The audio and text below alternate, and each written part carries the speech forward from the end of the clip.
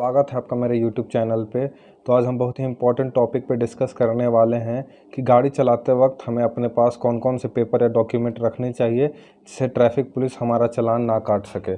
तो जैसा कि आप जानते हैं, हमारे पास या तो नया बाइक हो या पुराना बाइक हो, या फिर नई कार हो या फिर पुरानी कार हो, आप ये जानना चाहते हो कि according to motor vehicle act bike को चलाते वक्त आपके पास या फिर कार को चलाते वक्त आपके पास कौन कौन से ऐसे डॉक्यूमेंट होने चाहिए जो ट्रैफिक पुलिस का चेकिंग के वक्त आपके पास हो, या फिर ट्रैफिक पुलिस का चेकिंग के वक्त क्या पावर है, और जब आपकी गाड़ी का चेकिंग हो तो आप क्या क्या अधिकार हैं। इसके अलावा कौन कौन से डॉक्यूमेंट नहीं होने पर कितना फ़ाइन है, और अगर आपके पास डीएल है तो ओरिजिनल की जगह जेरोक्स कॉपी हो तो क्या ये वैलिड है, क्या इससे होने पे फ़ाइन लगेगा या नहीं लगेगा। तो आज हम इस वीडियो में हम ये सब बातें डिटेल में डिस्कस करेंगे। तो पहला डॉक्यूमेंट हम लोग का दोस्तों है वो आरसी जो है वो बहुत ही इम्पोर्टेंट डॉक्यूमेंट है, क्योंकि इससे ये पता चलता है कि आपकी जो गाड़ी है वो गवर्नमेंट ऑफ इंडिया के अंदर रजिस्टर्ड है। ये जो है आरसी ये भी परिमाण करता है कि जो आप व्हीकल चला रहे हैं वो आपकी है या फिर नहीं है। यह जो डॉक्यूमेंट है इसे आरटीओ के द्वारा इशू किया जाता है।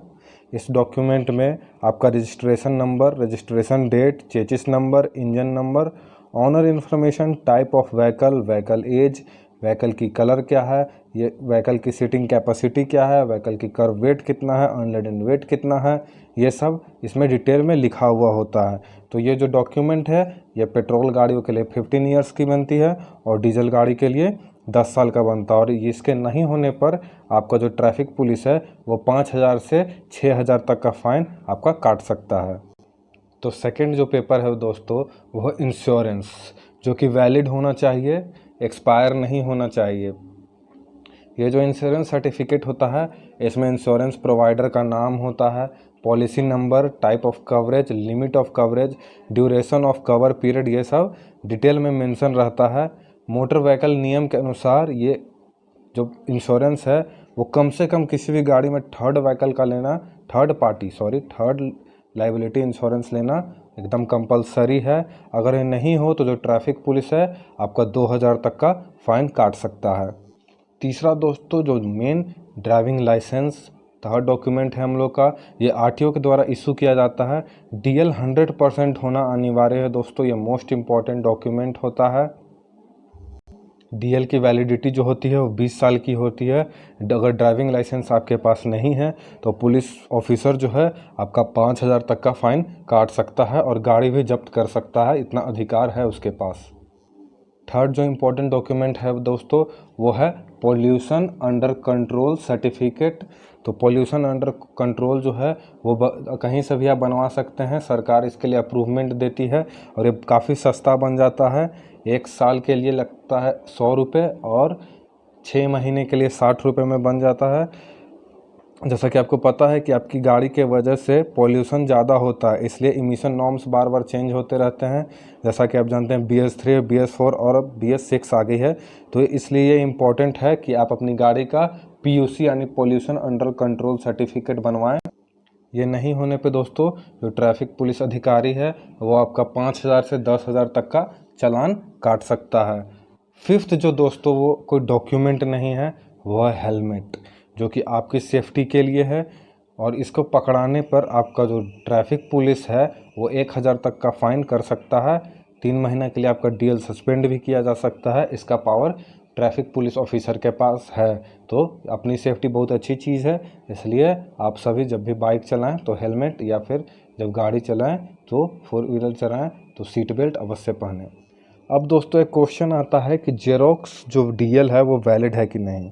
तो नहीं दोस्तों, ट्रैफिक पुलिस अगर आपको डुप्लीकेट डीएल के साथ पकड़ता है तो आपका फ़ाइन कट सकता है, क्योंकि मोटर व्हीकल एक्ट के अनुसार आपका जो जेरोक्स डीएल है वो वैलिड नहीं है। वो तभी वैलिड है जब आप किसी ट्रैफिक ऑफिसर से सिग्नेचर करवा लीजिए या फिर उसको चेक करवा लो, उस पर उसका साइन करवा लीजिए, तब ये वैलिड है।